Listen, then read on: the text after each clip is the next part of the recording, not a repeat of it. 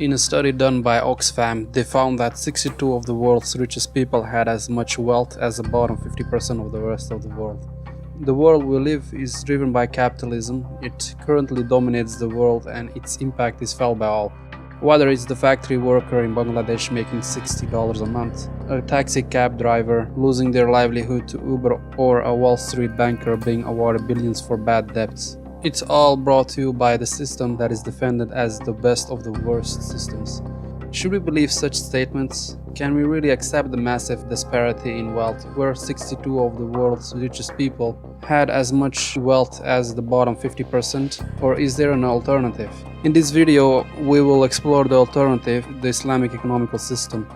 For centuries, the Islamic civilization made great strides in the sphere in science and technology. However, this technical progress was ultimately supported by the resilient economic system. In this series of videos, I am going to cover briefly the main differences between Islamic economic system and capitalism.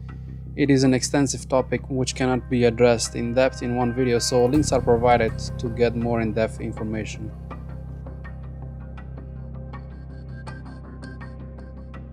Within capitalism, the economical problem is seen as unlimited wants and limited resources. This means that an individual wishes to have money, luxurious cars, a big house, the latest technology, and they keep on striving for more. According to capitalism, the solution to this problem is to increase the production as much as possible. This is the reason why economists care a lot about GDP. Islam sees the economical problem in a completely different way. It distinguishes between the needs and wants of man. Needs are provided by the state in case people are not able to afford it. These needs consist of food, shelter, clothing, and medical assistance. Wants are the other luxuries which the state is not obligated to provide and people themselves need to work for it. Islam sees the economical problem as the distribution of wealth and not the production of it. Therefore, Islamic economists will focus on ensuring policies for distribution of wealth to ensure that everyone's basic needs are met and they are equipped with means to pursue beyond that. Capitalist countries have borders and are not obligated to support other countries where a famine or a high level of poverty is present. The nation-state structure adopted by capitalism prevents the effective sharing of wealth.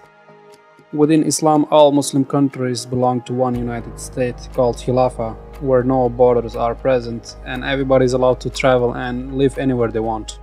If one region is in a state of poverty or famine, resources from other regions will be given to eliminate this problem. For example, the Gulf region will share its massive oil wealth with the poorest areas of the world. This is mostly not the case with capitalist countries.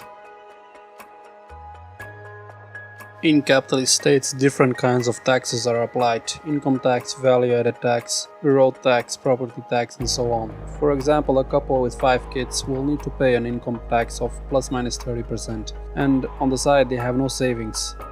Within Islam, there is no value-added tax, income tax, property tax, or road tax. Muslims need to pay 2.5% of their unused wealth and assets, while non-Muslim male pays an amount called jizya, if he is able to pay, which in return the state provides safety, basic needs, and other public services. Amount of jizya is mostly far more less than the zakat most Muslims pay, but they are allowed to pay the same rate of zakat if they want.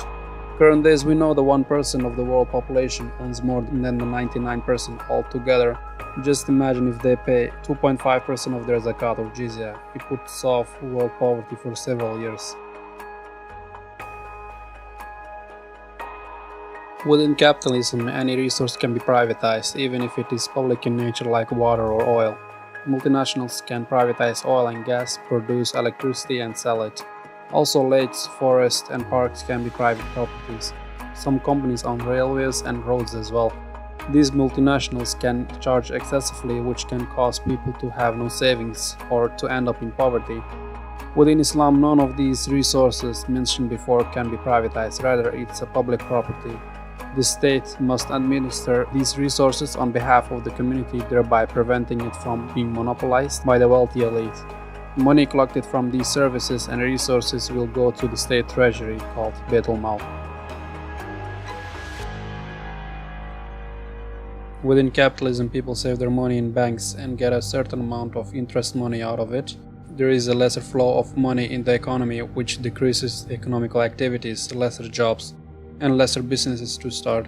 In Islam, hoarding of wealth is not allowed. Also, interest is forbidden, so people are forced to invest their wealth in the economy. This causes for the economy to grow, create more jobs, businesses, and other economical activities. Owners of land are forced to use their land to cultivate it. If this is not done, the state can take the land away. Saving money for buying something like a car or a house is allowed because eventually the money will be used in the economy.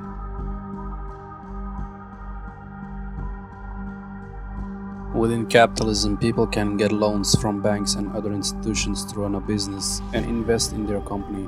To expand the company, they go public and sell shares. The problem is if these companies go bankrupt, the shareholders will lose their shares and the assets might be taken away.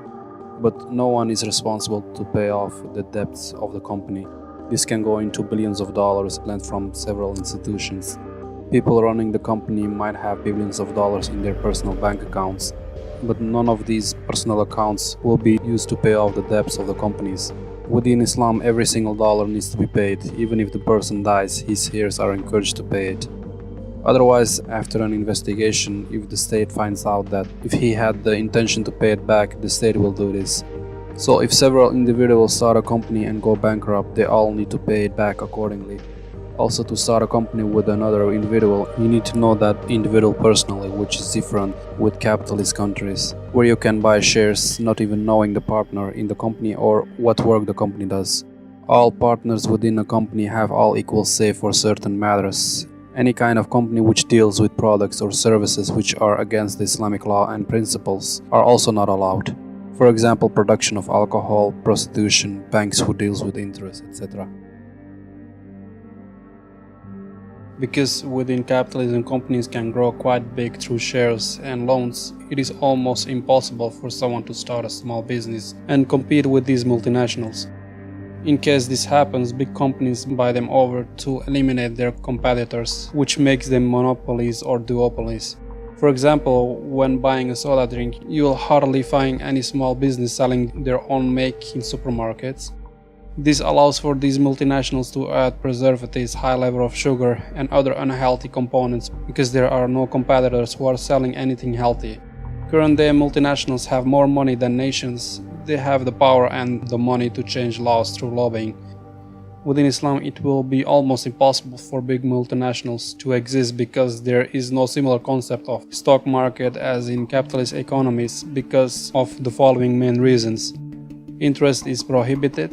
You will need to know the individual personally before starting a business with him or her. Hoarding money is not allowed, so money will be always invested or used.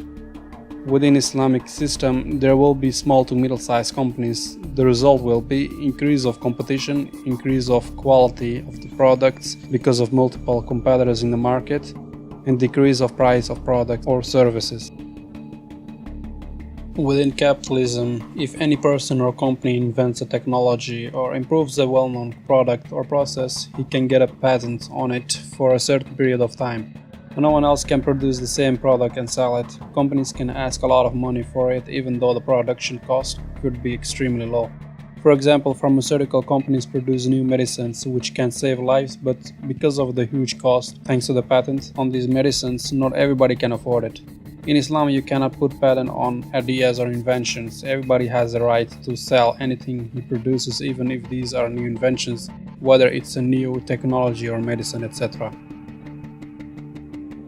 Before 1971, US dollar was used in the economy, which was backed by gold, and all other currencies were pegged to the US dollars. In 1971, President Nixon closed the gold window, making the US dollars into a fiat currency which was backed by nothing. The Federal Reserve can effectively print as much as they want and expand the money supply. This inevitably leads to inflation, which will eventually reduce the purchasing power of the individual. That is, the money they have will simply buy less because the prices of food, shelter, and clothing keeps rising due to inflation. Within Islam, gold and silver will be used as currencies. It is illegal for the state to use fiat currency. The state can use actual gold or silver coin or issue notes that are fully convertible into gold or silver. Thank you for watching this video. Please visit our website to get more in-depth info about concepts of economical and other systems of Islam.